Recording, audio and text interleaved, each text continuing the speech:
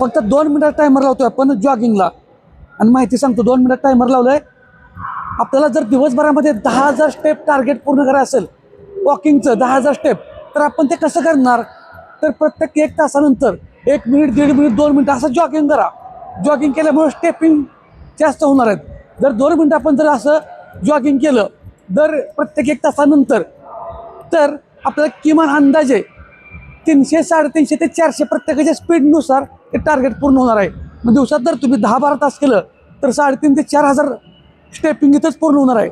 सकाळचा आपण व्यायाम करतो तो वेगळा, संध्याकाळचा शतपावली करतोय जेवणानंतर तो वेगळा, घरी आल्यानंतर आणखीन एक 3 मिनिटं 4 मिनिटं व्यायाम करतो तो वेगळा. मग तुमचं 10,000 स्टेपिंग पूर्ण व्हायला किती वेळ लागतोय? फक्त वेळ काढायचा आहे जिथं असाल तिथं. असं म्हणत नाही की स्पेशल जिममध्ये जा, जिममध्येच जावा. तुम्ही कुठेही असा, घरी असा, ऑफिसमध्ये असा, शेतात असा, 1 मिनिटातनं फक्त 1 ते 2 मिनिटं टायमिंग लावायचं आहे आणि असं जॉगिंग करायचं आहे.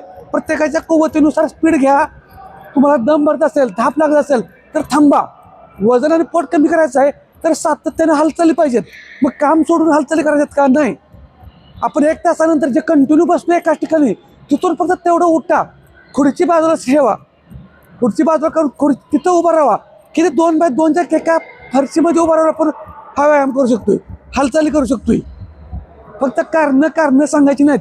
व्यायामाला सुरुवात करा, हालचाली करा, 100% रिझल्ट येतोय. आणि हे कधी होतं? सातत्यानं.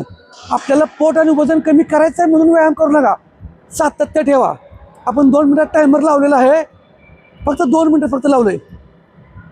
ह्या स्टेप तुम्ही जर दिवसभरामध्ये दर 1 तासानंतर केल्या तर किती लवकर तुमचं टार्गेट पूर्ण होणार आहे.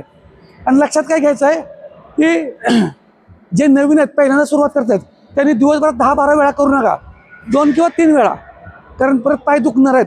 हळूहळू सवय लागू दे. आता बरेच आपले फॉलोअर्स आहेत, ते आता बरेच दिवस झाले व्यायाम करतात आणि अशा पद्धतीने आपलं 2 मिनिट झालं आहे. त्यामुळे व्यायामाला कारण सांगण्यात व्यायामाला सुरुवात करा. धन्यवाद.